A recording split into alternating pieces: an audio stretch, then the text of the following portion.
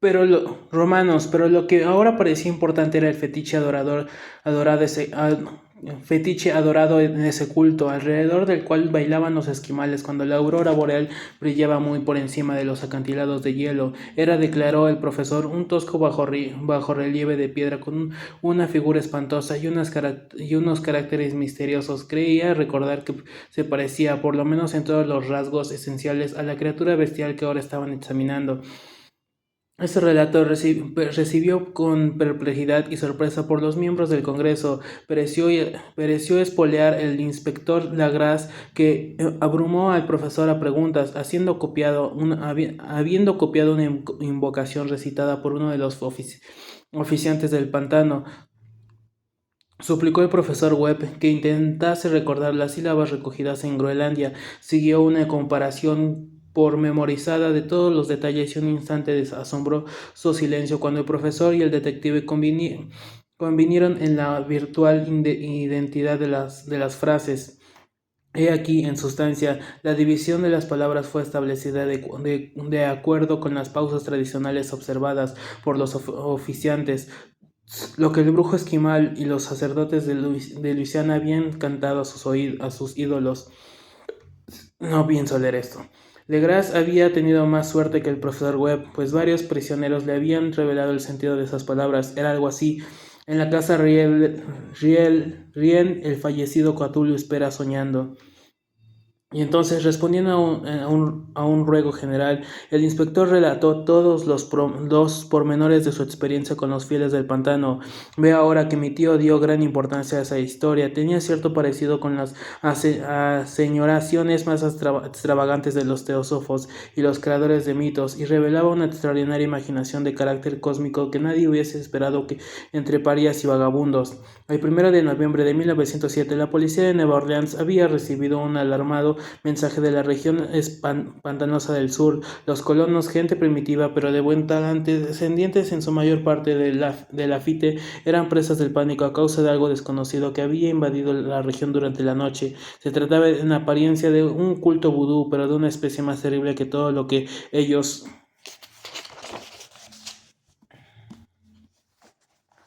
conocían. Desde que el malévolo tam había comenzado a sonar sin parar en aquellos bosques oscuros donde nadie observa aventurarse, había desaparecido varias mujeres y niños. Se habían oído gritos irracionales, chillidos desgarradores y cantos lúgubres, y unas llamas diabólicas habían bailado en la espesura.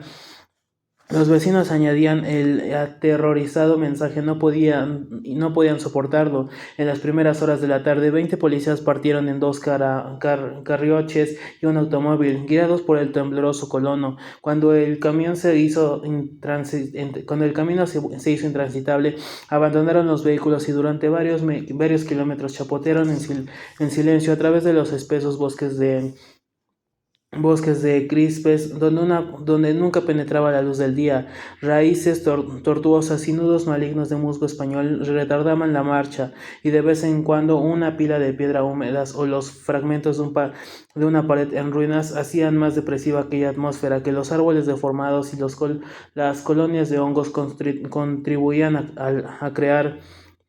Al final apareció un miserable conjunto de chozas y los histéricos colonos corrieron a agruparse alrededor de las vacilantes linternas. El apagado golpeador de las tam-tams se oía débilmente a lo lejos. La brisa traía muy de cuando en cuando un grito que helaba la sangre. Un resplandor rojizo parecía filtrarse por entre el follaje pálido, más allá de las interminables avenidas de la noche selvática. A pesar de su repugnancia a quedarse nuevamente solos, todos los habitantes en el lugar se negaron a avanzar un solo paso hacia la escena del culto maldito, de modo que el inspector Lagres y sus 19 colegas tuvieron que aventurarse sin guías por aquellos negros escenarios de espanto donde ninguno de ellos había puesto el pie. La región en que ahora entraba la policía tenía tradicionalmente muy mala fama y en gran parte no había sido explorado por hombres blancos. Algunas leyendas se referían a un lago secreto en que vivía una colosal infame criatura, algo parecido a un pulpo y de ojos fosforescentes. Según los colonos, unos demonios de alas murciélago salían a medianoche de sus cavernas para adorar al monstruo. Afirmaban que éste estaba allí desde antes de que la Salle, los indios y las bestias y pájaros del bosque eran una auténtica pesadilla, y verlo significaba la muerte, pero se aparecía en sueños a los hombres, y eso bastaba para que estos se mantuviesen lejos. La orgía vudú tenía lugar en los límites extremos del área aborrecida, pero aún así el emplazamiento era bastante deficiente y perverso, y eso quizá había apolegado a los colonos más que los chillidos o incidentes. Solo la poesía o la locura podían haber producido los ruidos que percibieron los hombres de la Grèce mientras atravesaban con tiento el tétrico pantano, aproximándose a la luz rojiza y a los sordos tam-tams. Hay una cualidad vocal propia de las bestias, y nada más terrible que oír una de ellas cuando el órgano de donde proviene deberían emitir otra, una furia animal y una licencia orgiástica se exacerbaba allí hasta alcanzar alturas demoníacas con gritos y aullidos extáticos que reverberaban en los bosques tenebrosos como ráfagas pestilentes surgidas de los abismos del infierno. De vez en cuando cesaban los gritos y lo que parecían un coro de voces roncas entonaban la terrible melopea. Por fin los hombres llegaron a su sitio, donde el bosque era menos denso, y se encontraron de pronto en el lugar mismo de los hechos. Cuatro trastabillaron, un quinto perdió el conocimiento, y otros dos lanzaron un grito de espanto que, por suerte, fue apagado por el tumulto salvaje de la orgía. La Grâce roció con agua pantanosa el rostro del hombre desmayado, y después todos contemplaron el espectáculo fascinados por el horror. En un claro natural del pantano se alzaba una isla verde de quizás un acre de extensión, desprovista de árboles y bastante seca. Allí saltaban y retorcían una horda de anormalidades humanas más espantosas que cualquiera de las que hubiesen podido pintar un Slime o un Angarola. Sin ropas, esta híbrida muchedumbre bramaba, rugía y se contorsionaba alrededor de una hoguera circular. De vez en cuando se abrían las cortinas de fuego y se podía distinguir en el centro un blanco de granito de unos 2,5 metros alto, en cuya cima, incongruentes con sus pequeñez, se alzaba la funesta y horrible figura en 10 cadalsos instalados a intervalos regulares en un ancho círculo que rodeaba la hoguera, con el monolito como centro. Colgaban con la cabeza hacia abajo los cuerpos extrañamente mutilados de los desaparecidos colonos. Dentro de este círculo saltaba y rugía el anillo de fieles, moviéndose de izquierda a derecha en una orgía interminable entre el círculo de cadáveres y el círculo de fuego. Pudo haber sido solo la imaginación, o pudo haber sido simple eco, pero uno de los hombres, un impresionable español, creyó oír que las invocaciones eran seguidas por unas respuestas antifonales que procedían de un lejano y extraño lugar, situado en lo más profundo de aquel bosque de leyenda. Este hombre, Joseph de Galdós, a quien más tarde que encontré e interrogué, era extraordinariamente imaginativo. Llegó a decir que había oído el débil golpeo de unas grandes alas y que había vislumbrado unos ojos luminosos y una enorme masa blanca detrás de los árboles más lejanos, pero creo que estaba demasiado influido por las supersticiones locales. La inactividad de los hombres paralizados fue realmente de poca duración. El deber venció pronto todos los miedos, y aunque los celebrantes debían de llegar al centenar, la policía confiaba en sus armas de fuego. Irrumpió en medio de la horda. Durante 5 minutos el caos y el tumulto fueron extraordinarios. Hubo furiosos golpes, disparos y huidas, pero finalmente la Grâce pudo contar 47 prisioneros, a lo que obligó a vestirse con prontitud, y que rodeó de policías. 5 de los celebrantes habían muerto y otros 2, muy malheridos, fueron transportados por sus cómplices en improvisadas parihuelas. La imagen del monolito fue sacada con todo cuidado y transportada por la Grâce, examinados en el cuartel de la policía. Después de una vuelta extenuante, los prisioneros resultaron ser mestizos de muy baja ralea, mentalmente débiles. Eran en su mayor parte marineros, y habían algunos negros y mulatos, procedentes casi todos de las islas del Cabo Verde, que daban un cierto matiz vudú a aquel culto variado, pero no se necesitaron muchas preguntas para comprobar que se trataba de algo más antiguo y profundo que un fetichismo africano.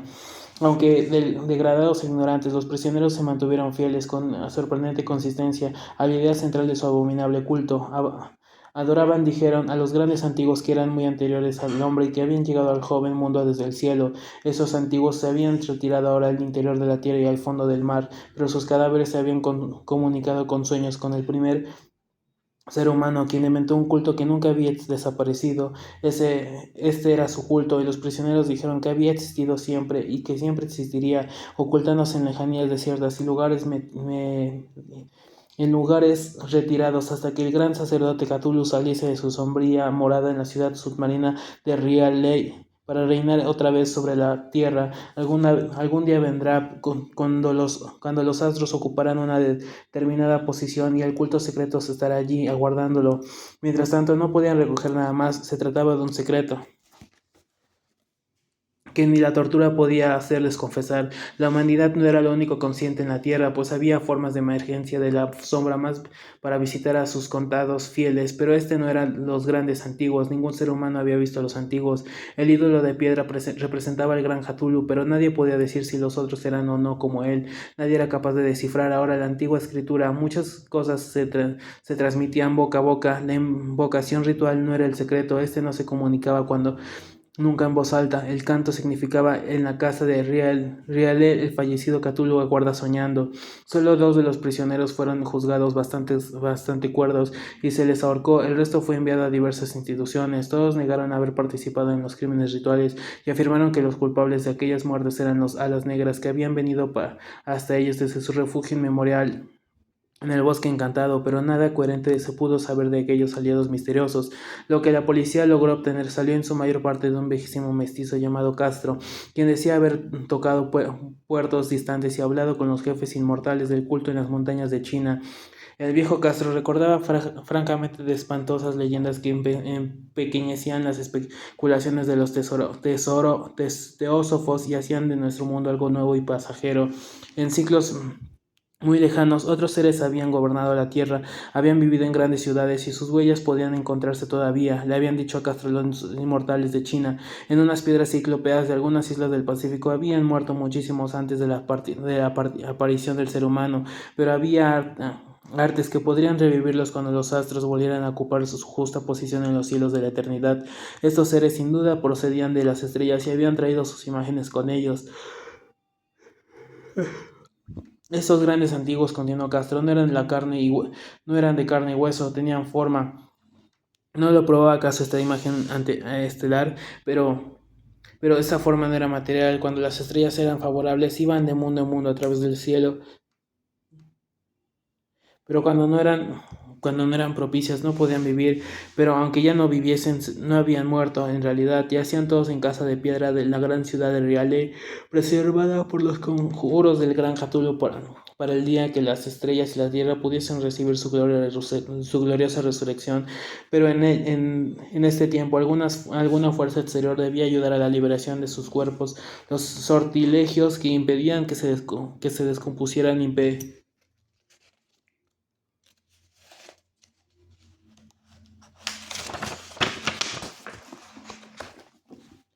impedía también que se moviesen, y los antiguos tenían que concentrarse con yacer y pensar en la oscuridad. Mientras pensaban millones de años, conocían todo lo que ocurría en el mundo, pues su lenguaje consistía en la transmisión del pensamiento. En ese mismo momento hablaban en sus tumbas, cuando luego de un caos infinito aparecieron los primeros seres humanos. Los grandes antiguos hablaron a los más sensibles, moldeándoles los sueños.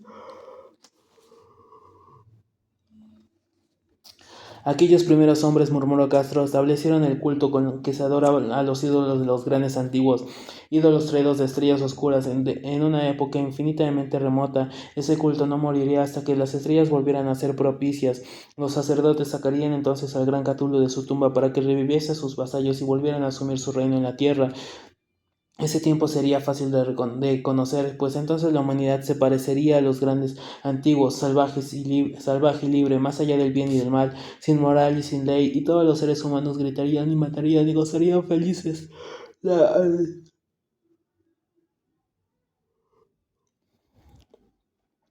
Los antiguos, liberados, enseñarían nuevos modelos de gritar y matar y gozar, y el mundo entero ardería en un holocausto de libertad y éxtasis. Mientras tanto, el culto con apropiados ritos debían conservar el recuerdo de aquellos días antiguos y presagiar su regreso. En los primeros tiempos, algunos hombres recogidos habían hablado en sus sueños con aquellos seres, pero luego algo había sucedido. La gran ciudad de piedra de Rialé, con sus monolitos y sepulcros, se habían hundido bajo las olas, y las aguas de los abismos, con ese misterio primigenio en que nadie había pensado ni siquiera en penetrar, habían interrumpido esas citas espectrales, pero los recuerdos no desaparecían. Y los altos sacerdotes afirmaban que cuando los astros fuesen apropiados, la ciudad volvería a su superficie. Entonces los viejos espíritus de la tierra, oxidados y melancólicos,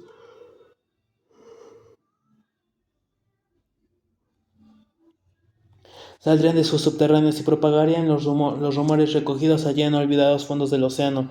Pero de ellos el viejo Castro no se atrevía a hablar, se interrumpió de repente, y ni la persuasión ni las sutilezas pudieron arrancar otra información.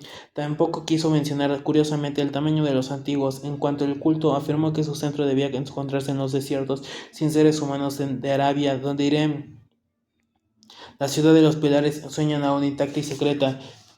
No tenía relación alguna con la brujería europea y solo es conocida por sus adeptos. Ningún libro aludía a él, aunque los chinos inmortales decían que en el Necronomicon del árabe loco Abdul Absaher había un sentido oculto que el iniciado podía interpretar de muy diversas maneras, especialmente en el tan discutido dístico. No está muerto quien puede yacer eternamente, y en épocas extrañas hasta la muerte puede morir.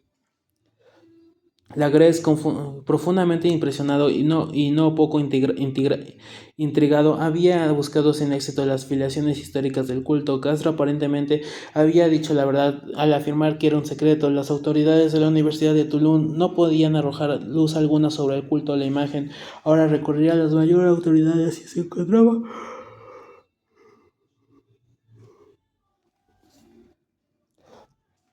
y se encontraba nada menos que con el episodio de Groenlandia del profesor Webb.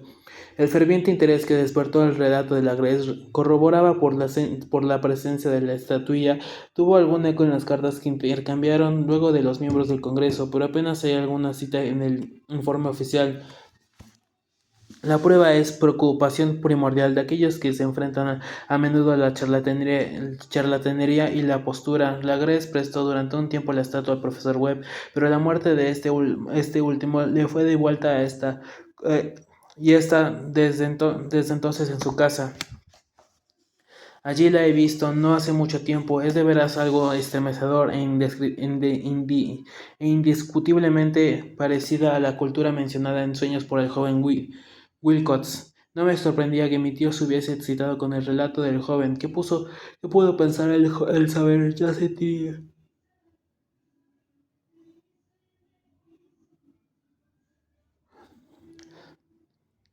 ¿Qué pudo saber ya enterrado en la información recogida? La Grece, que un joven sensible no solo había soñado la figura y los jeroglíficos de las imágenes del pantano y de Groenlandia, sino que también había oído en sueños tres de las palabras de la fórmula repetida por los maestros de Luisiana y los diabólicos esquimales. Era natural que el profesor Angel hubiese inclinado sin tardar una minuciosa investigación, aunque yo en mi fuero interno sospechaba que el joven Wilcox había oído hablar del culto y había inventado una serie de sueños para agrandar el enigma ante los ojos de mi tío.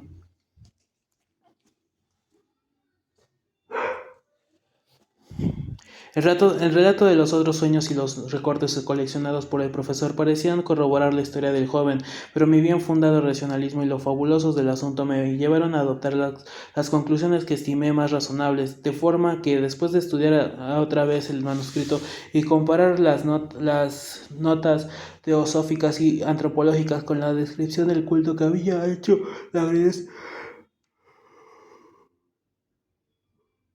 viajé a Providence para ver al escultor increpable al haberse burlado de tal modo de un sabio anciano.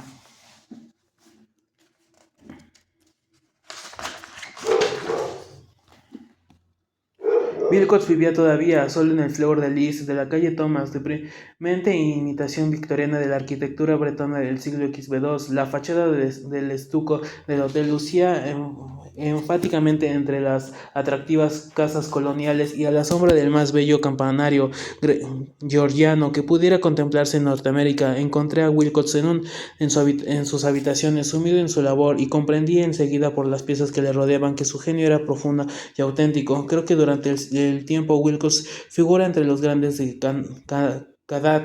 cadentes que ha cristalizado en arcilla y reflejado un día en el mármol esas pesadillas y fantasías evocadas en prosa por Arthur McCutcheon y que Clark Aston Smith ha plasmado en versos y pinturas. Moreno, frágil y de aspecto un poco desaliñado, Wilcox se volvió melancólicamente y sin dejar sus sillas me preguntó qué deseaba. Cuando le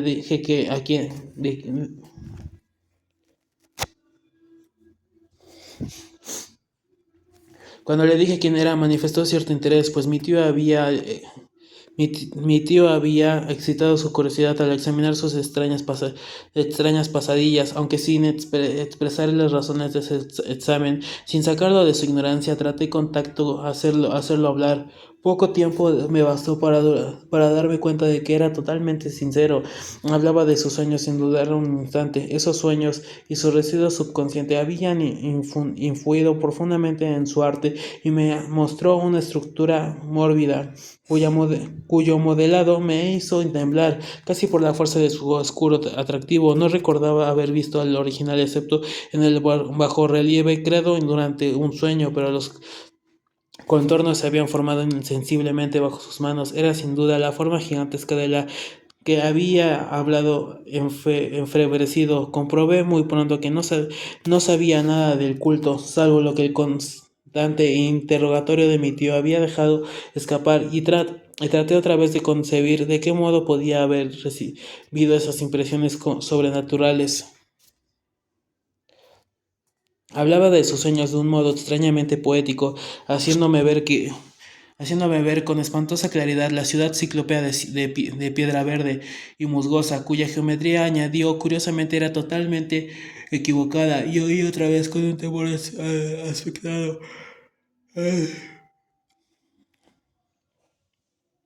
esas palabras, cuya geometría, temor expectante el subterráneo, llamado mental, Cthulhu Factahan. Esas palabras figuraban en la temible invocación que evocaba el sueño vigía de Cthulhu en su bóveda de piedra de Rialé, y a pesar de mis racionales ideas, me sentí profundamente confuso. Wilcox era indudable, había oído hablar casualmente del culto y lo había olvidado enseguida en la mesa de las lecturas y concepciones igualmente fabulosas. Más tarde, en virtud de su impresionable carácter, el culto había encontrado un modo de expresar su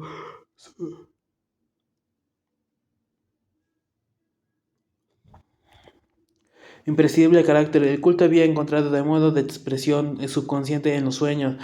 El bajorrelieve de arcilla y la estatua que yo estaba ahora contemplando, de modo que la falsificación había sido involuntaria. El joven rey tenía unos modales un poco afectados y un poco vulgares que me desagradaban de veras, pero yo ya estaba dispuesto a admitir tanto su genio como su honradez. Me despedí cortésmente y le deseé todo el éxito que deseaba entrever su talento.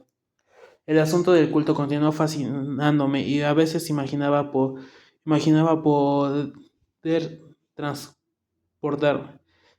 El asunto del culto continuaba fascinándome y a veces imaginaba poder adquirir una gran renombrada investigación, su origen y conexiones. Visité Nueva Orleans, hablé con Legres y como todos los que había participado en aquella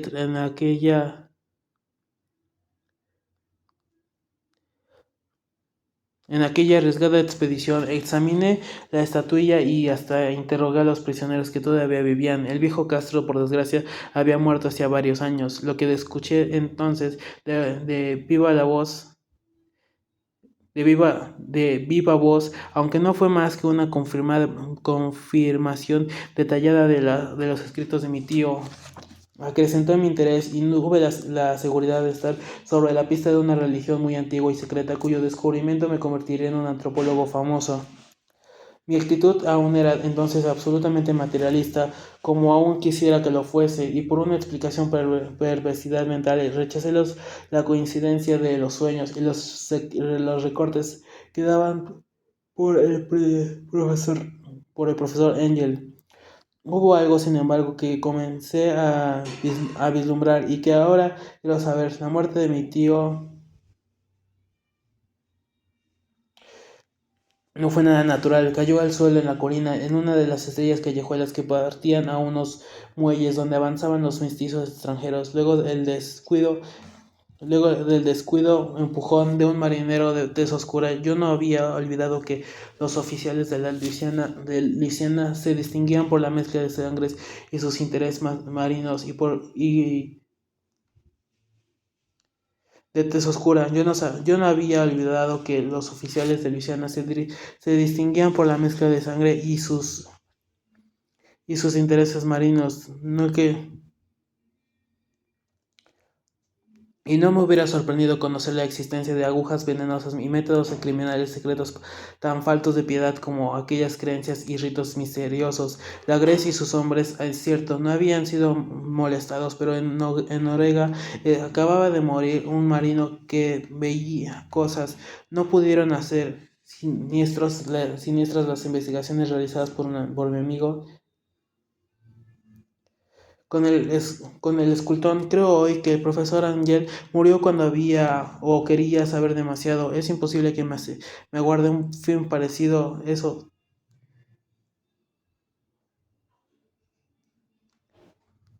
Creo que hoy el profesor Angel murió. Es posible que me guarde un film parecido, pues yo también he aprendido mucho.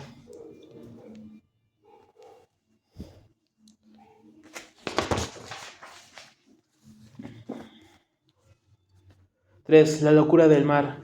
Si el cielo decidiese algún día concederme un insigne favor, borraría totalmente de mi memoria el descubrimiento que hice por siempre casualidad. El echar una ojeada a una hoja del periódico que recubría un estante era un viejo numeral de boletín de Sydney del 18 de abril de 1925, con el cual no hubiese podido dar en mi vida cotidiana. Había pasado inadvertido hasta que la agencia de recortes que había estado coleccionando con gran interés durante esa época materiales para mi colección. Para mí, tío, había yo casi abandonado mis investigaciones acerca de lo que el profesor llamaba el culto de Cthulhu, y me encontraba de visita en casa de un doctor amigo de Patterson, Nueva Jersey, conservador del museo local y mineralogista de fama, examinando un día los ejemplares de reserva amontonados en desorden en los estantes de una de las salas de fondo del museo. Mi madre se detuvo en la rara ilustración de uno de los periódicos extendido bajo las piedras. Era el boletín de Sydney que ha mencionado mi amigo. Tenía corresponsales en todos los países extranjeros imaginables. La imagen era una fotografía en sepia de una espantosa estatuita de piedra, casi al igual que las lagares había encontrado en el pantano. Despoje vivamente la hoja de su precioso contenido. Leí el artículo con detención y lentamente su brevedad, lo que sugería, sin embargo, de una